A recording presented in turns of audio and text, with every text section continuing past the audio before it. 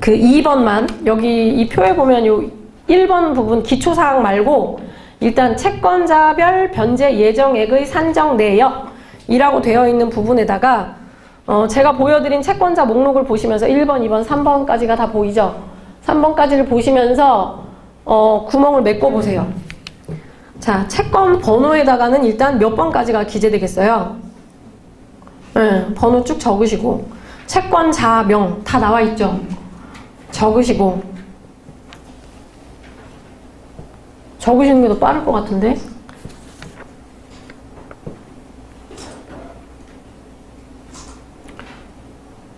그 다음에 D번 개인회생 채권액 중에 그게 두 개로 쪼개져 있네요. 그죠? 확정 채권과 미확정 채권액. 제가 아까 오전에 말씀드렸을 때 어떤 거는 미확정 채권이 되는 경우도 있다라는 얘기를 했는데 여기서 뭔가 구분되는 게 있긴 있나 보구나 라고 생각하시면 돼요. 이거는 이 채권자 목록을 할 때 이 채권의 성격을 공부하고 나면 뭐를 확정으로 갈지 뭐를 미확정으로 갈지를 이제 구분할 수 있게 되는 거예요. 그래서 일단은 지금 여기 얘네들은 별채권부 채권에 체크된 게 아무것도 없고 특별한 게 없어서 여러분들이 1번 채권자의 신한카드를 채우시고 지금 하실 수 있는 부분이 개인회생 채권액의 확정 채권액 원금란에 어느 금액을 넣으면 돼요? 얼마? 원금이니까, 그죠? 종종 원리금으로 짜라고 할 때도 있어요. 그러면 위에를 원리금으로 바꾸셔야겠죠. 그리고 원금과 이자를 합산해서 그 구멍에다 메꾸셔야 돼요. 근데 지금은 원금만 가지고 변제계간을 짜니까, 그죠? 이자를 굳이 생각할 필요가 없어요. 그럼 이자는 어떻게 되는데? 자, 회생은 왜 원금만 이렇게 통상 짜는, 여기 아니죠. 책에 원금을 기준으로 변제계간을 지금 짰잖아요. 그 이유가 뭐냐면 사실 원금조차 다 못 갚아요. 그죠? 변제계간을 짜보면 물론 100% 나오는 변제계간도 있겠지만 대부분 10%부터 90 몇 프로까지 다양한 변제율이 나오겠죠. 근데 이자는 생각할 겨를도 없는 거죠. 그래서 통상은 원금을 기준으로 먼저 변제계간을 쭉 짜들어가게 해요.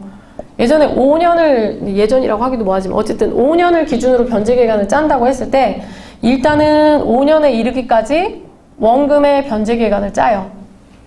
그러면 이런 사람은 원금 일부 탕감, 이자 전부 탕감의 변제계간이 짜지는 거예요. 그죠? 자, 근데 어떤 사람은 요거는 이제 아마 예규가 바뀌어야 될 거예요. 이제 3년으로 단축되니까. 근데 지금 걸 기준으로 보면 이래요. 3년을 한번 뚝 잘라놔가지고 변제를 쭉 했는데 갚다 보니까 원금이 여기서 끝난 거예요. 그러면 이 사람은 변제 기간이 여기서 끝나요. 그래서 예를 들어 3년 8개월 짜리 변제 기간이 나오는 사람도 있었다 라는 거예요. 원금이 100% 갚아졌죠. 이 사람은 원금 100% 변제, 이자는 100% 탕감. 이쪽이 원금이고 이쪽이 이자라면. 자, 근데 어떤 사람은 3년짜리로 또 끊어지는 변제기간이 짜지는 사람이 있었어요. 그런 사람은 뭐였냐면 원금을 쭉 갚아나가다 보니까 여기서 원금이 끝난 거예요. 보니까 3년이 안 되네. 에이, 너무 짧게 갚은 것 같다. 그러니까 이런 사람만 원금이 끝난 이후에 이자 변제기간을 다시 짰어요. 그래서 이자만 가지고 변제기간을 짜들어가서 언제까지? 3년에 이르기까지. 그래서 이런 사람들은 딱 36개월을 채운 변제기간을 짰었어요. 이런 사람들은 그럼 어떤 혜택이 있는 거죠? 원금은 전부 갚았어요. 이자만 일부 탕감받는 혜택이 있었던 거죠. 그래서 어떤 사람들은 와가지고 아니 왜 어떤 사람은 40개월 갚고 끝났다는데 왜 나는 5년을 꽉 채워서 갚아야 돼요? 라고 하는 부분이 있는데 탕감률을 놓고 보면 그 사람은 그 40개월 갚은 사람은 원금 탕감률이 있었어요? 없었어요? 없었죠. 그죠? 거기서 끝났다는 얘기는 원금 변제가 거기서 끝났다는 얘기예요. 그 사람은 오롯이 이자 탕감만 받은 사람이에요. 그리고 이 아줌마는 꼬박 5년을 갚았다라고 하면 원금도 탕감받고 이자는 다 100% 탕감받은 사람. 그런 사람이 된 거예요. 그리고 또 이 기간에 못 미치게 끝나는 사람은 원금과 이자를 100% 갚는 변제기간이 짜진 사람도 있을 수 있는 거죠. 그럼 이런 사람들은 사실 뭐 회생을 해서 통과받을 수도 있지만 사실 뭐 워크아웃이나 이런 거를 통해서도 충분히 좀 여유롭게 갚아나가실 수 있는 분이실 수도 있어요. 그러니까 그런 건 여러분들이 유두리 있게 상담하실 때 그쪽으로도 유도하실 수 있으면 되고, 어쨌든 이렇기 때문에 변제계획안 자체를 짤 때는 일단 원금을 기준으로 한 변제계획안을 짜는 게 원칙이에요. 다만 말씀드렸던 것처럼 원리금으로 짜라 라고 할 때는 이자가 원금에 비해서 과다하게 많은 경우들이 있어요. 그런 경우에는 그냥 원리금을, 또는 편차가 굉장히 큰 경우, 얘는 막 이자가 3천만 원씩 되는데 얘는 하나도 없고 막 이런 식으로 편차가 많거나 이자의 금액이 너무 과다한 경우에는 원리금으로 합산한 걸 짜라고 하는데, 사실 제가 볼 때 어차피 변제하는 금액은 똑같으니까 크게 의미는 없을 수도 있을 것 같아요. 자, 그래서 지금 일단은 요로 세긴 샜는데 한번 메꿔보세요, 구멍. 요건 지금 좀 약간 원금 부분 얘기하다가 요로 잠깐 말씀드렸고,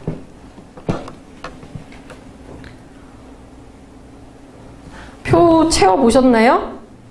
자, 그러면 가르쳐주지도 않고 금액 다 메꾸셨죠? 529만 7,775원 메꾸셨을 거고, 216만 322원 메꾸셨을 거고, 1,386만 6,825원 메꾸셨을 거예요. 그죠? 나란히.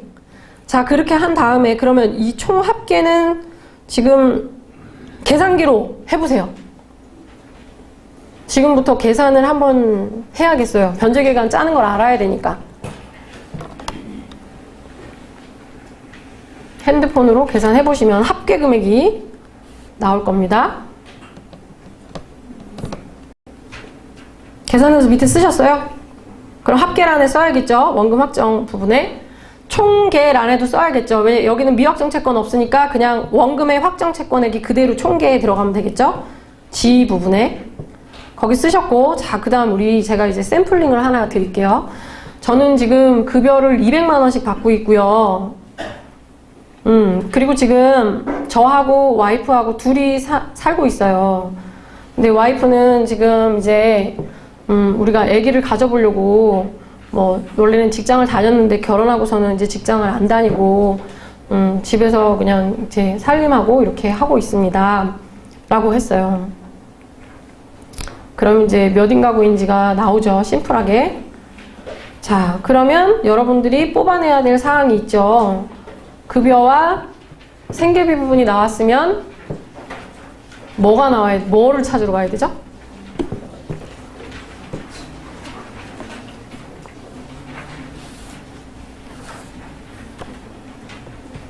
그럼 뭐가 나와야 되죠? 무슨 값?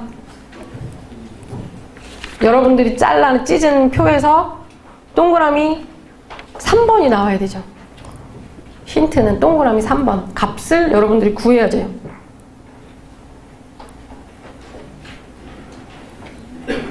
아, 페이지를 못 찾으시는구나. 페이지를 찾으려고 하시는 분들이 지금 제대로 하고 계시는 거죠. 페이지를 왜 넘기지 하는 분들은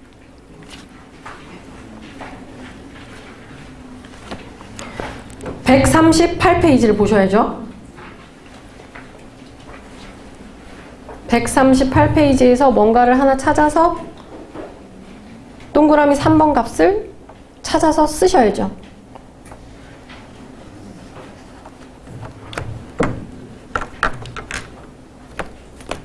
계산기를 두드려서 머리로 계산이 되나요, 이게? 머리로도 계산이 되실 수도 있겠네요. 저는 머리로는 안 되는데. 급여가 200만 원이라고 했어요. 와이프랑 이제 신혼이 됐어요.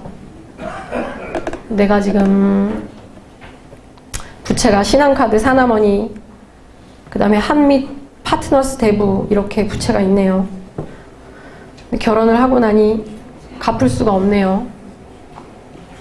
자, 그러면 얼마예요? 동그라미 3번 가용소득 찾으라고 한 거죠, 제가. 가용소득이 얼마 나왔어요? 네, 다 잘 찾으셨죠? 자, 그러면 이제 안분 배당을 하세요. 자, 여러분 집행법 다 공부하셨잖아요. 법원에서 다 집행 배당표 짜주죠. 법원에서는 그 배당표 짤 때 그 일을 여러분들이 여기서 하셔야 되는 거예요. 자, 이 신한카드와 사나대부와 한미 파트너스 대부는 그냥 똑같이 일반 개인회생 채권자예요. 이 채권자들에게는 자기 채권의 비율로 안분해서 가용소득을 배당해 줍니다. 그러면 그 값은 영문 2, 대문자 2 밑에 있는 확정 채권액 밑에 원금이라는 부분에 이 가용소득이 안분 배당된 금액이 꽂혀야 돼요. 자, 이제 수학이라고 해야 될까요? 이걸 산수라고 해야 될까요? 비율을 어느 비율을 가야 되겠어요? 제가 아까 처음에 계산하라고 한 2,132만 4,922원이 이 사람이 가지고 있는 총 채무고 그 중에서 신한카드가 가지고 있는 비율을 뽑아내야겠죠. 그 비율에다가 곱하기 가용소득을 하면 이 사람한테 신한카드한테 배분돼야 될 금액이 나오겠죠. 계산기로 두드리자고 하면 529만 7,775원이 분 뭐로 갈 테니까 뭐에서 뭐를 나눠야 돼요? 거꾸로 나누시지 마시고 나누고 그죠? 계산기로 하려면 나눠야겠죠. 일단 비율을 알아야 되니까 나누면 뭐 소수점 같은 게 나올 테겠죠? 비율이니까 거기다가 곱하기 계산했던 가용소득을 신한카드 거를 뽑아보세요. 계산하신 분 혹시 얼마 나오나요? 72477? 점 몇몇몇 나오지 않아요? 그죠? 안 떨어지죠? 그러면 올리셔야 돼요. 점 몇으로 된 부분은 올리세요. 그러면 72478. 네, 잘하셨어요. 자, 그렇게 해서 또 사나대부 것도 해보시고 한미 파트너스 대부 것도 해보세요. 그걸 다 하고 나서 합산한 금액이 가용소득하고 비교를 해봐야 되잖아. 내가 제대로 계산했나.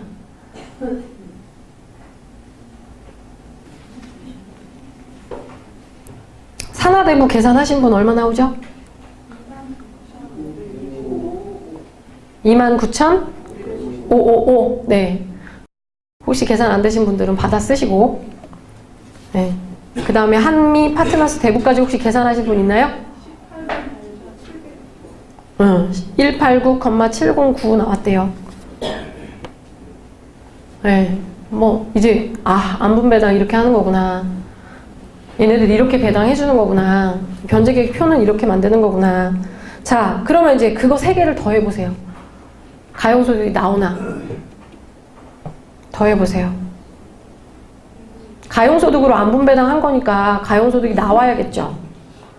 그러나 조금 차액은 발생하겠죠. 왜? 우리가 점으로 떨궈지는 부분을 다 올림해 줬잖아요. 그죠? 그러니까 가용소득 금액하고는 몇 원씩 차이가 날 수 있어요. 그거보다 떨어지면 안 되죠. 올라갔겠죠. 올림을 다 처리했으니까. 그러면 얼마 나오나요? 29만 1,742원. 네, 그렇게 다 받아 쓰세요. 자, 그러면 그렇게 다 받아 썼고 그 옆에 F란도 그럼 채워보세요. 자, 우리는 이제 앞으로 36개월짜리 변제기간을 짤 거니까 F라는 부분에는 오롯이 36개월을 다 채웠을 때에 그 각 채권자에게 들어갈 총액을 기재하시는 겁니다.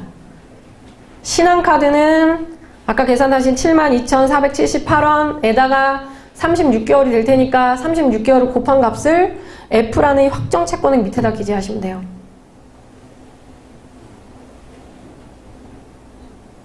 사나대부는 29,555원에다가 36개월을 갚았으니까 걔네들은 얼마 받나요?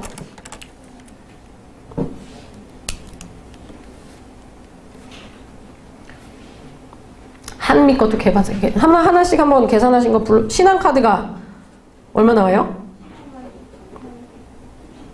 15만이요? 260 얼마 나와요? 네, 아무튼 그렇다 치고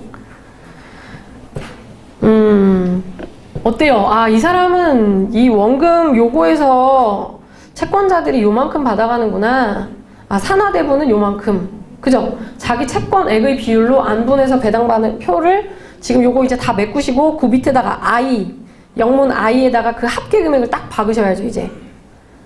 그러면 그 총 합계 금액은 옆에서 아까 H 부분에서 계산했던 거에다가 36개월 한 것과 같은 금액이 나오면 되겠죠? 그럼 총 얼마 갚아요? 이제 이 사람은 보니까 36개월 내내 해서 얼마 갚으면 이제 이 사람은 면책의 가능성이 있나요? 네? 계산하셨죠? 아, 예. 1,050만 2,712원을 갚는다네요. 자, 그러면 그 밑에 변제율에다가 원금의 몇 프로를 갚았는지 계산하실 수 있겠죠?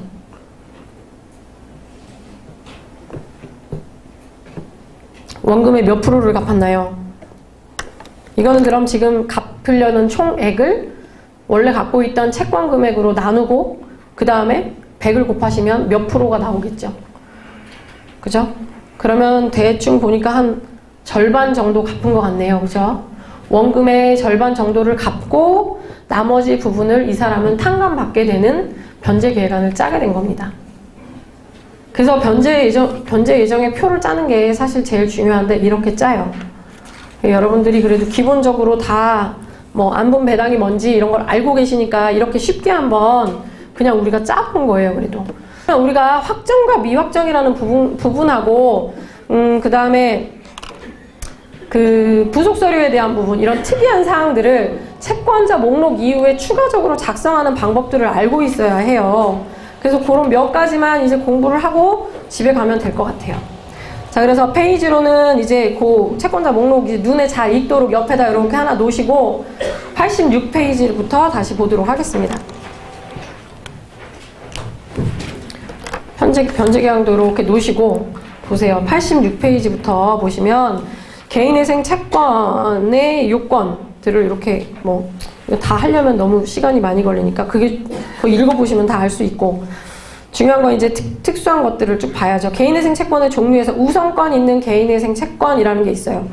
이거는 그 밑에 나와 있는 뭐 세금, 뭐 사대보험 이런 것들 얘기하는 거예요. 이런 것들은 우선권이 있다라고 해서 우리가 아까 변제계획표를 짤 때 안분해서 배당표를 변제계획표를 짰잖아요. 근데 이 우선권 있는 채권자가 있는 경우에는 이 사람 것만 일단 100%를 가게끔 변제계획표를 짜요. 네. 즉 예를 들어 지금 이 사람이 아까 그 목록에서 내가 국세가 밀린 게 300만 원 있었어요 라고 했다면 몇 회까지 이 우선권 있는 채권, 국세가 예를 들어 그냥 뭐 서초 세무서라고 해보자고요. 서초 세무서에 300만 원의 국세가, 양도소득세가 밀린 게 있어요. 못 낸 게. 그렇게 얘기했다면 변제계획표에서 첫 번째 1회의 변제계획표부터 몇 번째까지 이 서초구청에 대한, 아니 서초 세무서에 대한 변제계획표를 짜야 될까요? 네? 11회. 아, 300만 원이니까 11회 짜면 나오겠네요. 그죠? 11회 정도? 그러면 중간에 애매한 부분이 이렇게 중간에 걸리는 애들이 반드시 생겨요. 그럼 이제 11회 거까지 하면 조금 만약에 저 계산을 잘못해서 모자르나요? 아니면 꽉 차나요? 10회까지 하면 일단은 291만 얼마가 될 테니까 10회까지 짜고 11회차 거에는 나머지 우선권 있는 채권한테 못 갚았던 뭐 얼마예요? 몇천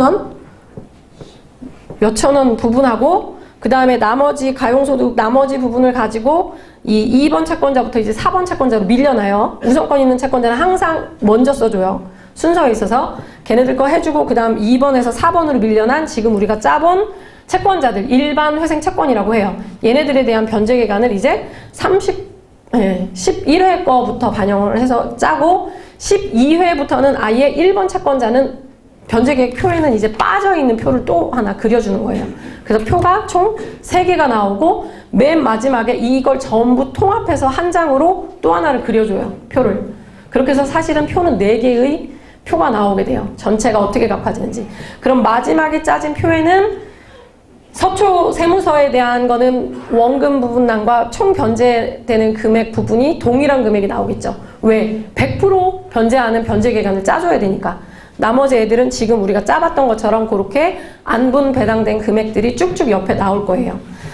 그렇게 해서 우선권 있는 개인회생 채권은 그렇게 이제 무조건 100% 먼저 짜야 된다라는 거 말씀드리고, 뒤로 넘어와서 88페이지 벌금, 과태료, 과징금 이런 거는 우선권 있는 게 아니에요. 그러니까 그거 주의하셔서 얘네들 거 앞에다 짜줄 필요 없고, 얘네들은 뭐 목록에 들어가는 일이 없다라고 생각하시면 돼요.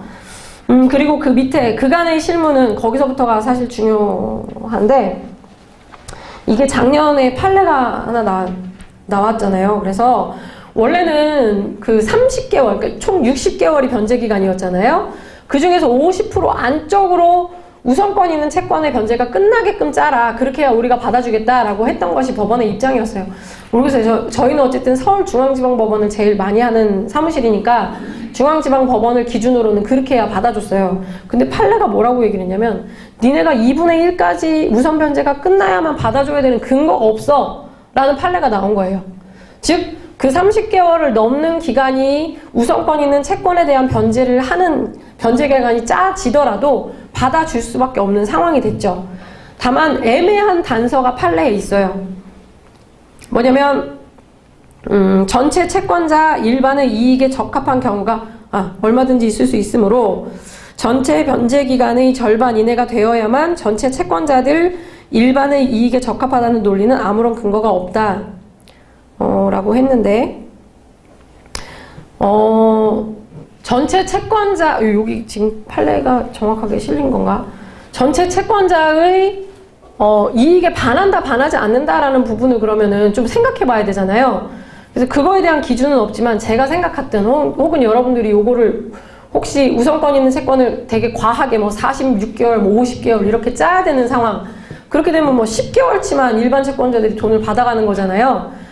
이런 경우에 그러면 내가 어떻게 그걸 판단을 하지? 얘가 받아줄지 말지를? 이때 제가 생각했던 부분은 뭐냐면, 파산하고 견주어 보세요. 파산을 간다라고 했을 때도 파산 관제인이 청산을 해서 배당을 가게 되잖아요. 그럼 배당을 했을 때 조세 채권 같은 경우는 그 재단 채권이라고 해가지고 배당 절차에 의지하지 않고도 그걸 100% 다 가져갈 수 있는 채권자들이라고요. 그죠? 또 비면책 채권으로도 돼 있잖아요. 그러니까 자기들은 충분히 파산 절차 내에서도 우선권으로 다 빼가게 되고, 결국에 남는 남지 않을 수도 있죠. 결국 배당을 10원도 일반 채권자들은 못 받아가게 되는 그런 상황이 파산 절차에서 발생할 수 있다고요. 그럼 그것과 견주어서 이 회생 절차 내에서도 어차피 이 사람들이 가져갈 몫을 가져가고 청산가치 보장 부분에 있어서 특별히 아주 많은 재산이 남아서 이 재산을 일반 채권자들이 배당 절차에서 파산으로 간다라고 했을 때 배당 받아갈 수 있는 그런 상황이 아니라고 한다면, 굳이 일반 회생 채권자들을 침해한다, 권리를 침해한다라고 보기는 어렵지 않을까. 일단 그렇게 저는 생각했어요. 무슨 얘기인지 이해가 되시려나 끄떡끄떡 해주시는 분도 있고, 어쨌든 청산가치랑 항상 비교를 해서 남는 채권자에 대한 배당이 청산 절차로 갔을 때보다 그래도 이거라도 받는 게 네가 나을 수도 있어 라고 보인다면, 제가 볼 때는 충분히 우선권 있는 채권자들의 변제 기간이 길어도 신청을 해보실 만하지 않을까라고 말씀을 드리는 겁니다. 자, 그 다음에 일반 회생 채권이 지금 봤던 그런 통상적인 채권들이 그냥 일반 회생 채권이라고 보시면 되고, 후순위 개인 회생 채권은 요런 게 있다라는 걸 눈으로 보시고, 혹시라도 우선권 있는 채권으로 착각만 안 하시면 되고, 후순위 개인 회생 채권은 일반 회생 채권에 대한 변제 계획이 끝나야만 얘네들의 변제 계획표가 짜지는데, 그런 경우는 없어요. 없다고 보시면 되니까 그냥 우선권 있는 것과 헷갈리지 않도록만 기억을 해 놓으시면 될 것 같습니다.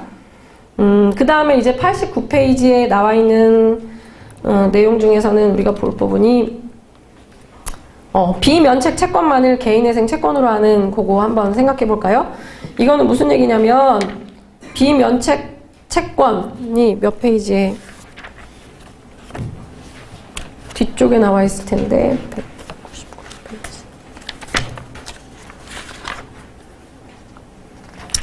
199페이지를 한번 보세요. 그러면 여기 면책 제외 채권이라고 되어 있어요. 면책이 되지 않는 채권들을 정하고 있다고요. 법에서.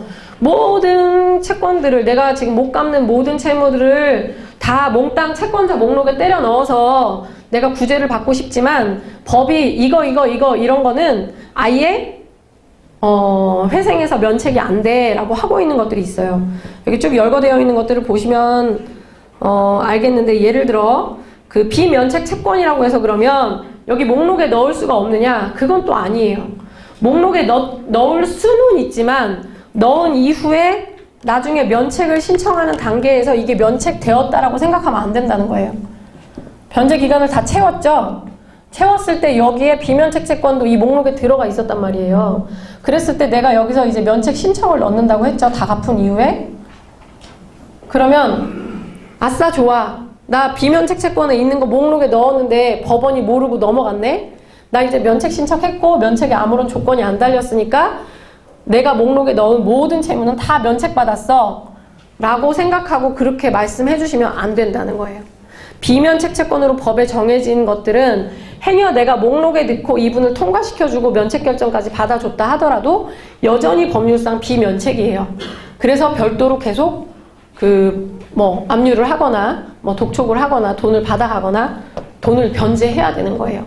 그래서 그 면책 제외 채권이라는 부분의 내용을 여러분들이 쭉 봐놓으시면, 눈으로 꼭 봐놓으세요. 기억도 하셔야겠죠. 예를 들어 이런 상담이 이것도 법무사님들한테 그 수업 시간에 말씀드린 부분이 있는데, 내가 그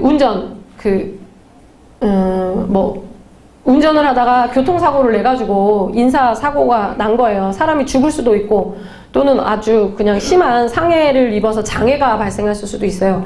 자, 이런 경우에 여기 면책 제외 채권 중에서 4번이나 5번의 문제가 발생할 수 있죠. 양가로 4번이나 5번 199페이지에. 그죠? 고의로 가한 불법행위로 인한 손해배상이 될 수도 있고 또는 중대한 과실에 의해서 내가 불법행위로 인한 손해배상 청구를 받았을 수도 있어요. 근데 그 금액이 너무 과다한 거예요. 또는 내가 갖고 있는 부채 중에 일부인 거예요. 그랬을 때 요거를 같이 진행을 넣어서 했어요. 근데 통과가 됐어. 아무도 문제 삼지 않았어요. 그럼에도 불구하고 면책 안 된다는 걸 기억하시라는 거죠.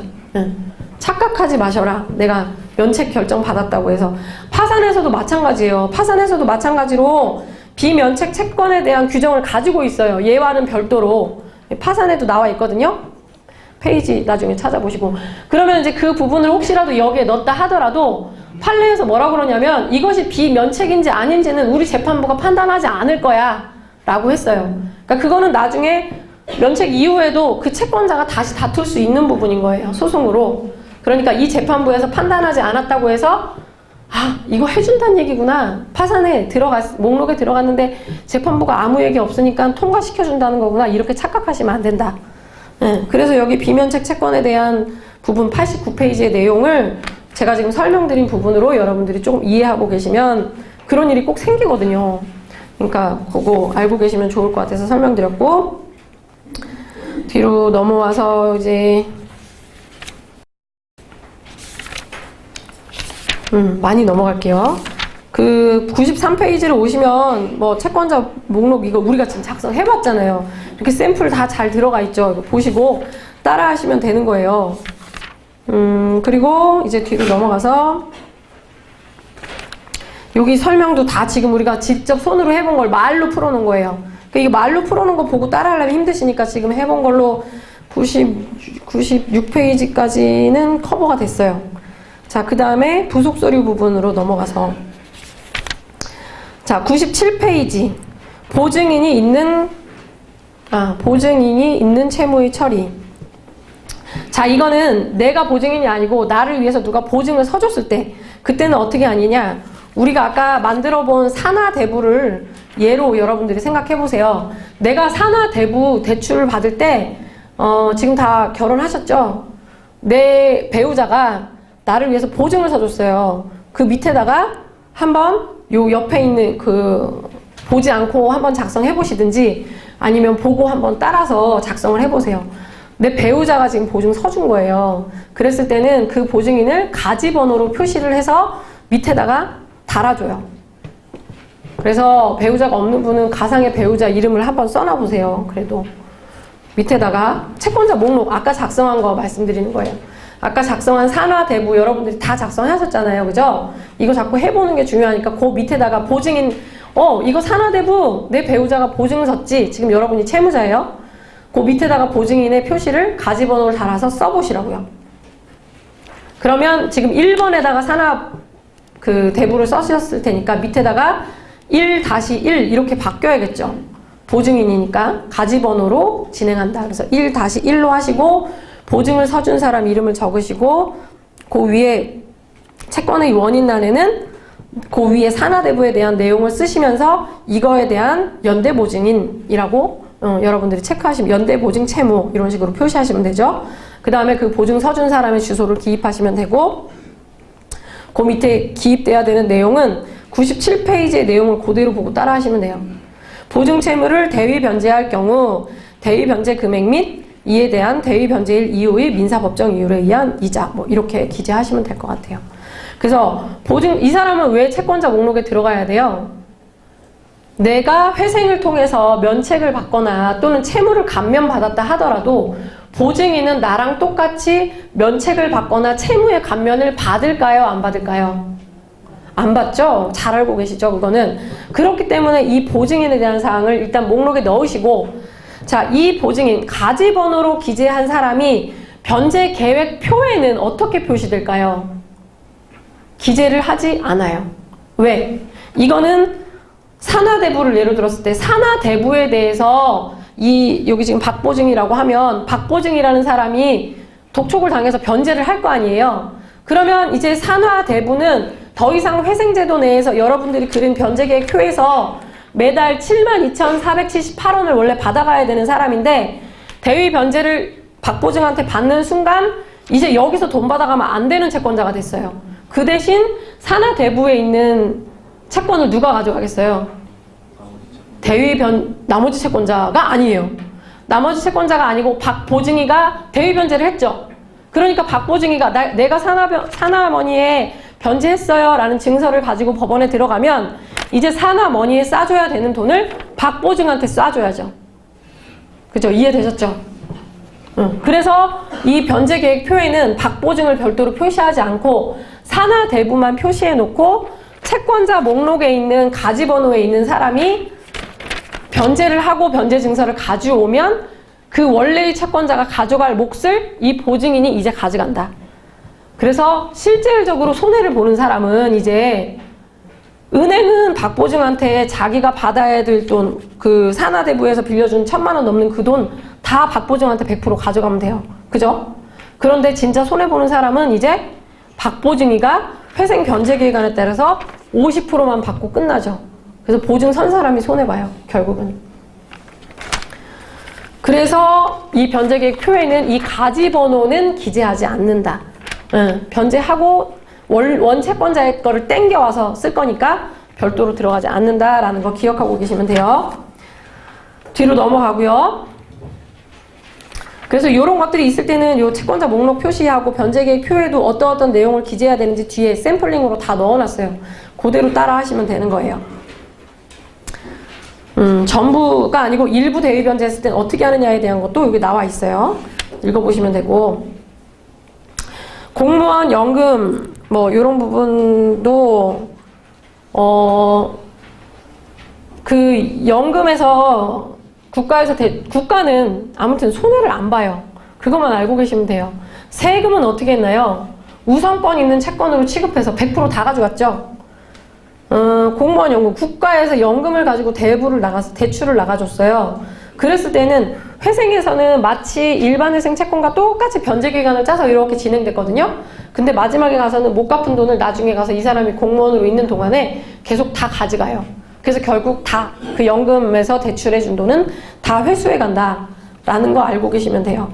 그래서 그거를 요렇게 밑에 99페이지에 나와 있는 것처럼 요렇게 표로 표현해 주신다라는 것만 알고 계시면 될 것 같고 근데 또 퇴직금 담보대출이라는 거 요즘 이거는 좀 별로 없는 것 같긴 한데 퇴직금 담보대출은 뭐냐면 내가 연금 생활자예요. 그랬더니 내가 신용이 좋으니까 그 나의 퇴직금을 담보로 해서 은행에서 대출을 해주는 거예요. 자, 이거는 연금공단에서 대출한 거예요? 은행에서 대출한 거예요? 은행이 대출했죠? 그래서 이 은행은 손해를 봐요. 일반회생 채권자하고 똑같이 취급을 해서 연금에서 대출받은 경우와 이 연금을 담보로 대출한 경우가 이렇게 틀린 거예요. 이제 이해되셨죠? 이걸 담보로 하느냐.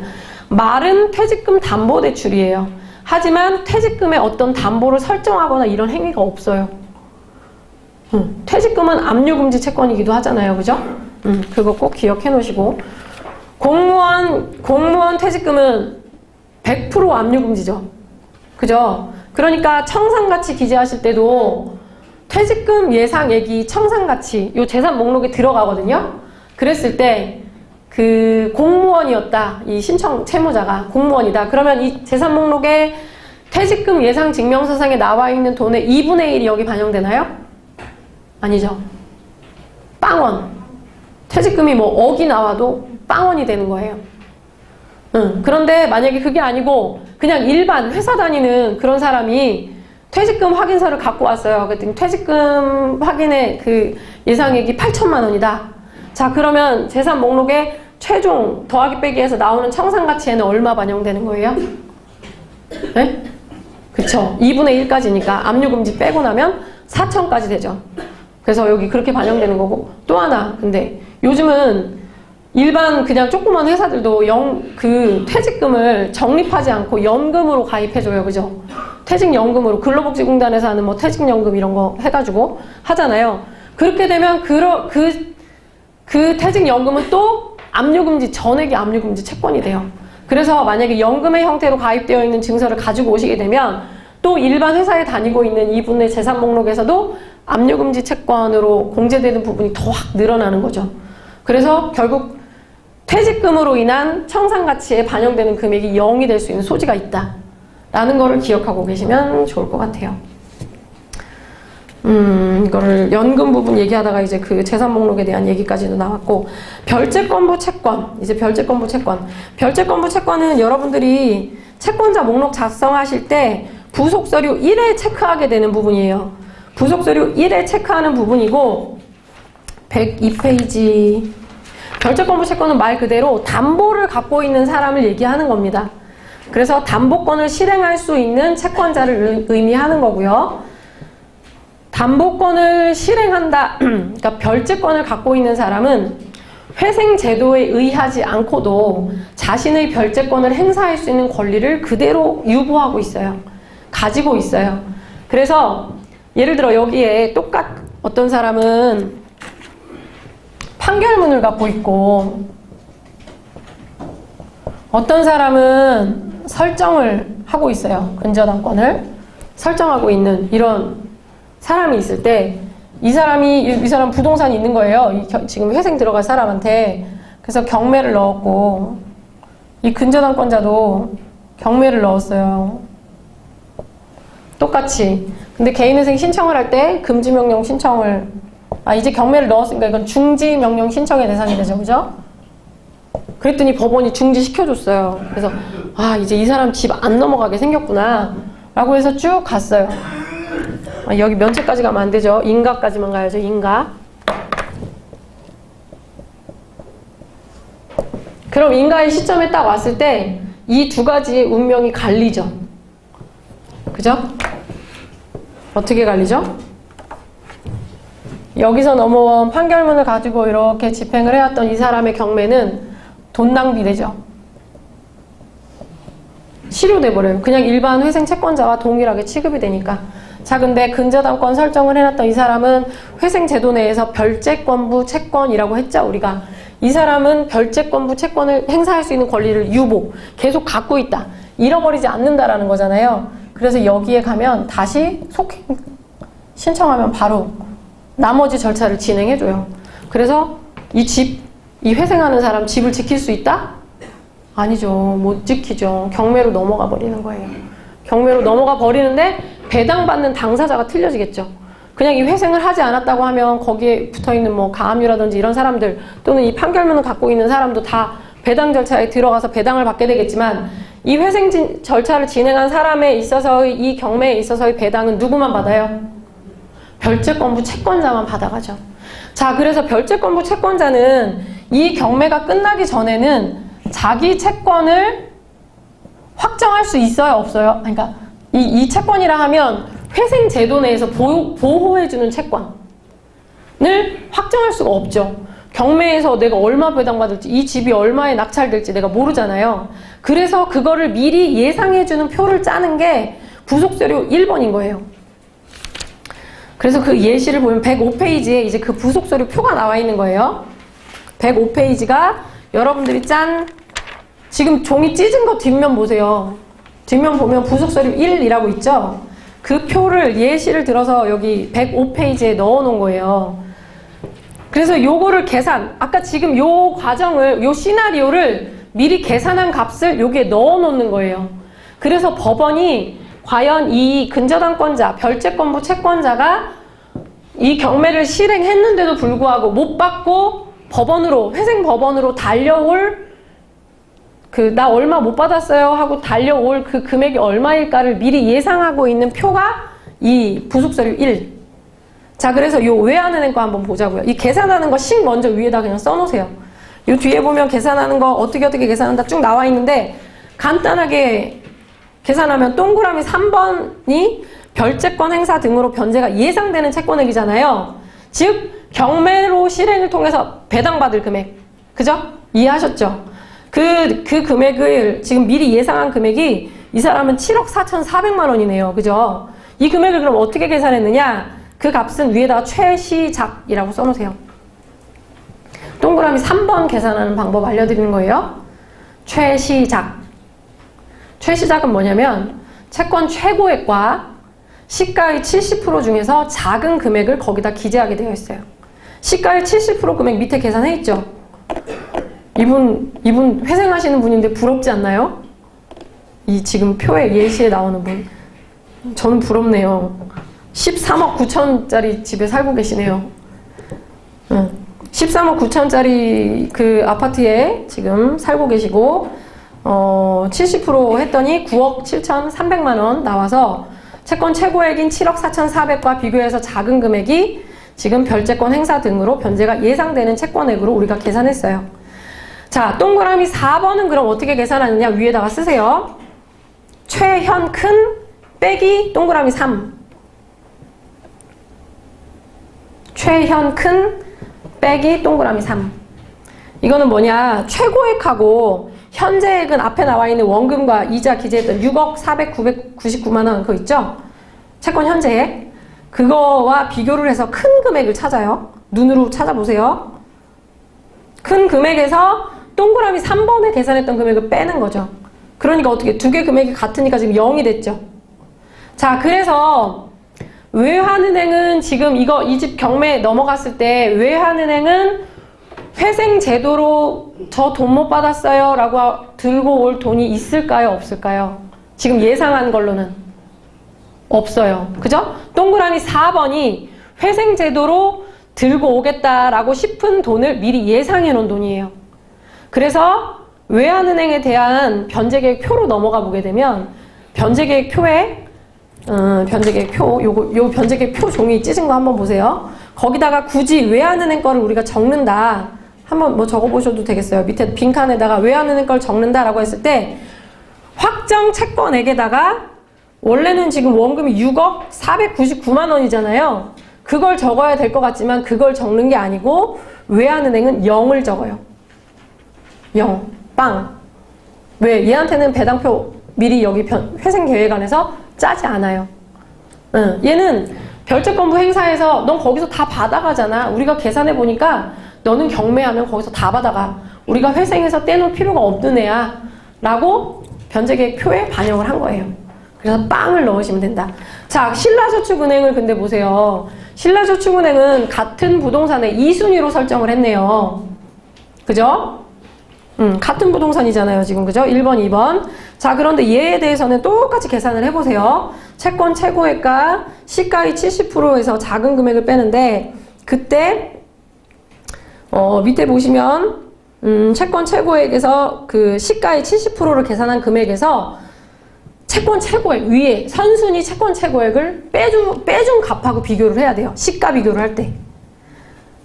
자, 그래서 그 값을 거기 계산해놨죠. 그래서 2억 2,900만 원이 나왔죠. 작은 금액이. 그래서 2억 2,900만 원이 동그라미 3번. 즉 얘는 1순위가 받아가고 경매에서 보니까 2억 2,900까지는 받겠네 라고 우리가 예상을 한 거예요.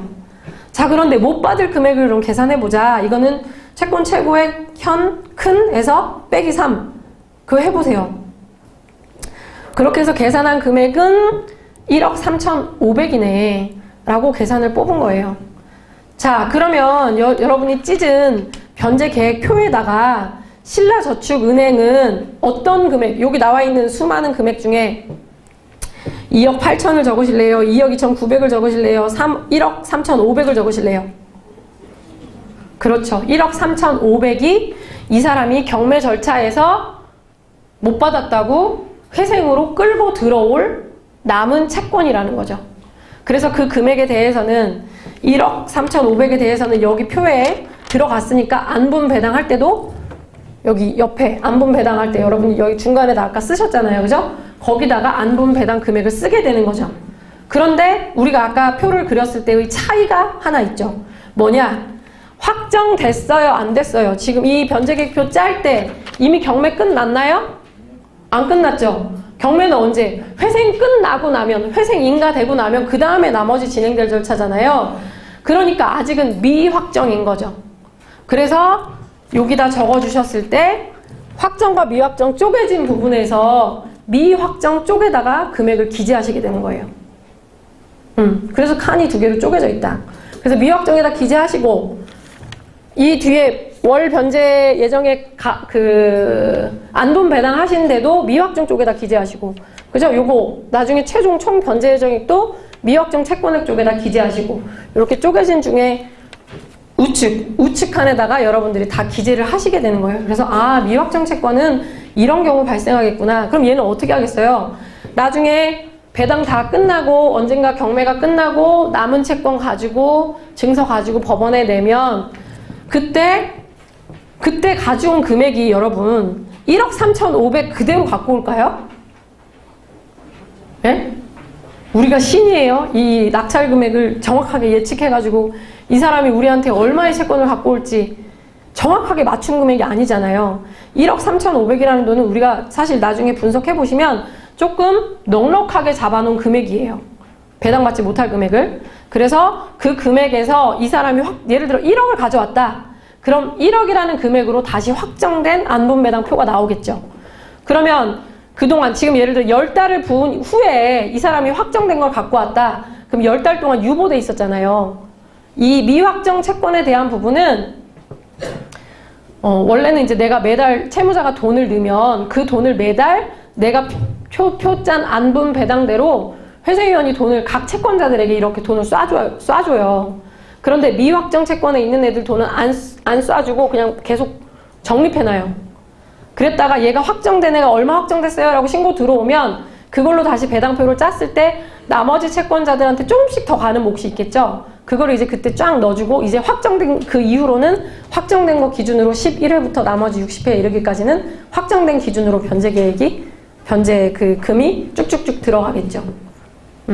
그래서 미확정 채권은 이런 식으로 처리된다는 걸 일단 하나 별채권부 채권이 제일 중요하니까 여러분들하고 얘기를 했고, 자, 그 다음에 뒤로 또 넘어가서 이제 30분 남았는데 부속서류 2를 해봐야겠어요.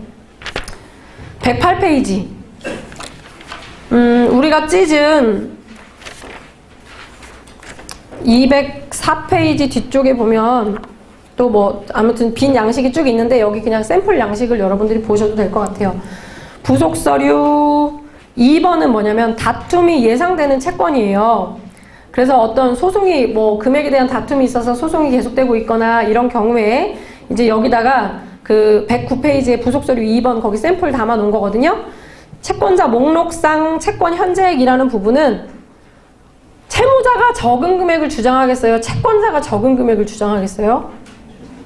채무자가 적은 금액 주장하겠죠, 통상.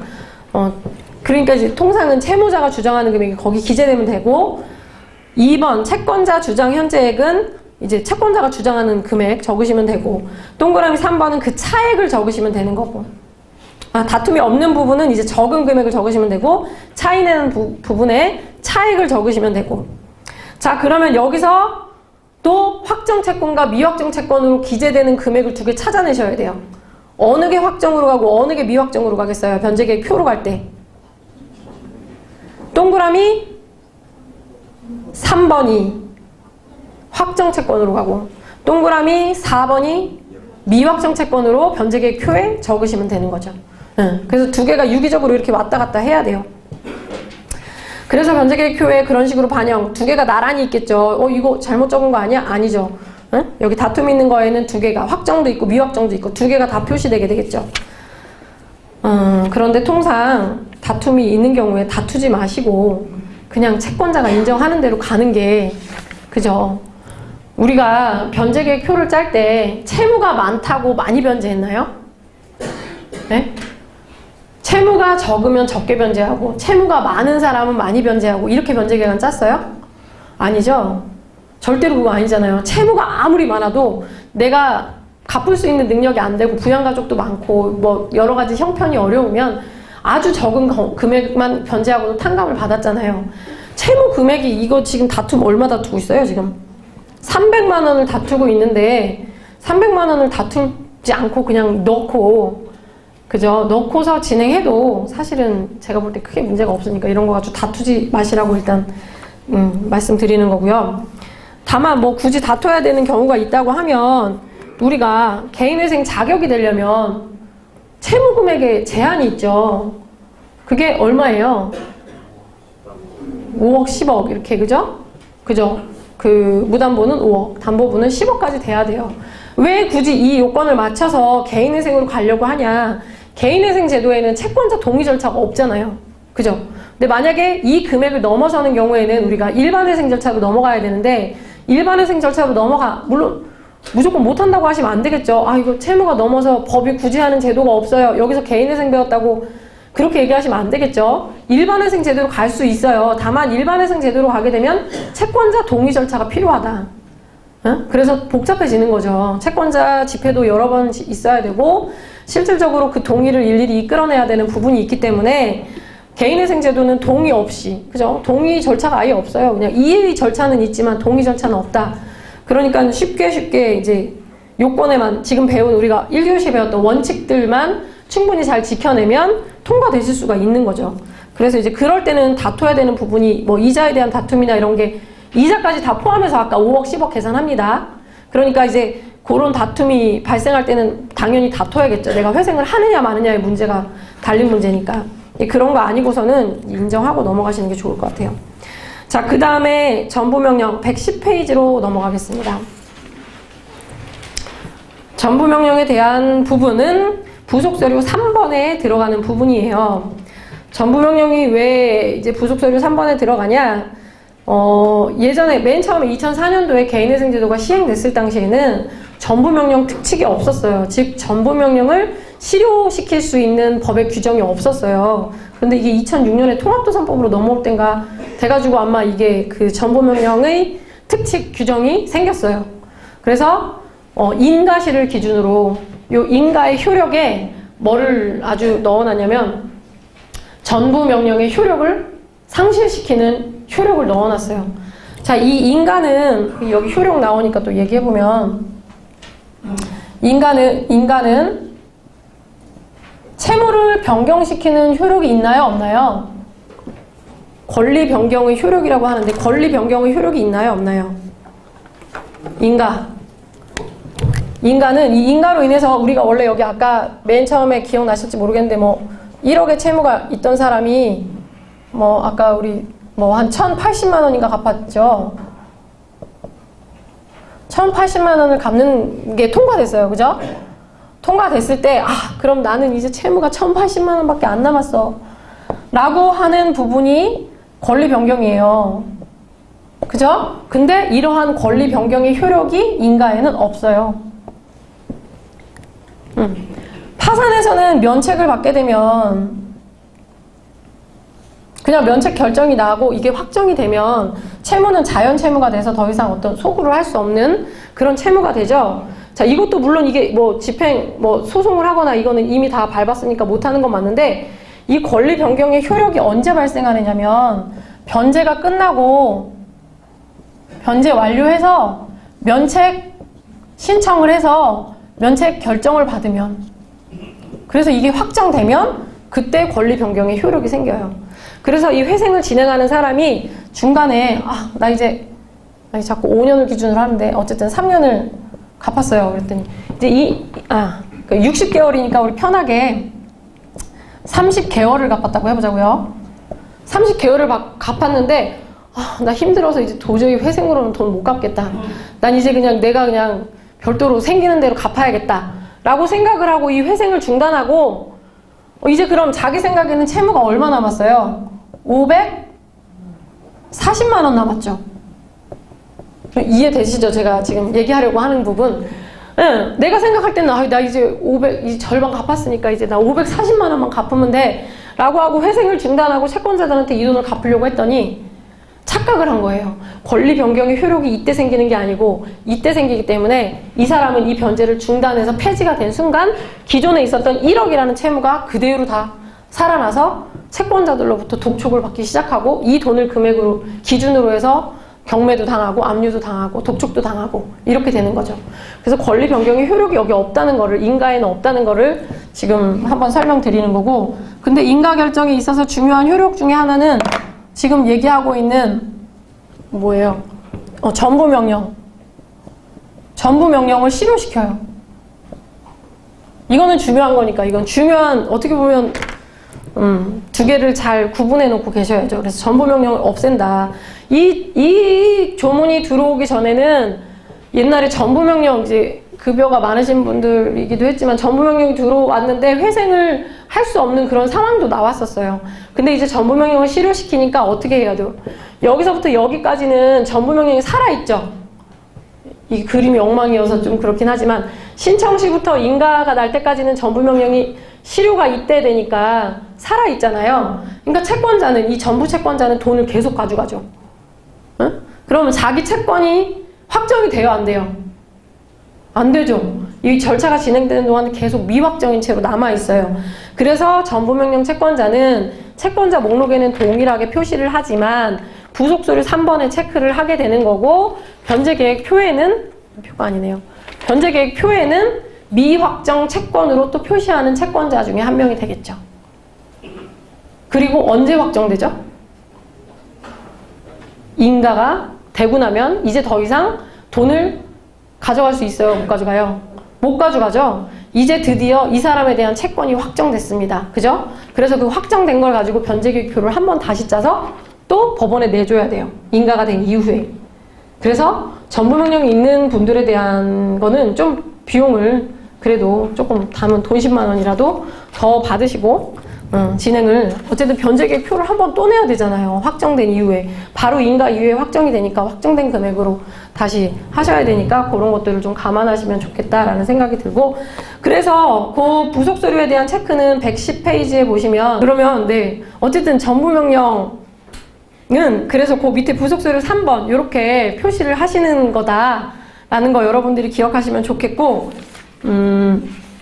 네, 그래서 이거 확정 시기를 기준으로 해서 변제계획표 다시 넣어주셔야 된다라는 부분 여러분들이 보시면 될 것 같고, 예, 그래서 그 부속서류 4번은 기타라고 해가지고 그 외에 이제 기재해야 될 것들을 여기 뒤에 다 샘플로 넣어놨어요. 여러분들이 찾아서 하실 수 있도록 넣어놓은 부분들이 있고, 지금 사실 뭐 제가 10시까지인 줄 알고 10시까지였으면 이제 그 재산 목록에 있어서 뭐 몇 가지 특수한 경우나 이런 것들이, 그러니까 실무적인 거죠. 얘기들이 있는데 그 부분은 책을 읽어보시면 실무적으로 요건 요렇게 요건 요렇게 처리하는구나 이런 게 있고, 제가 아까 중간중간에 몇 가지 뭐 꼭 필요한 부분은 또 말씀드린 게 있고 그렇습니다.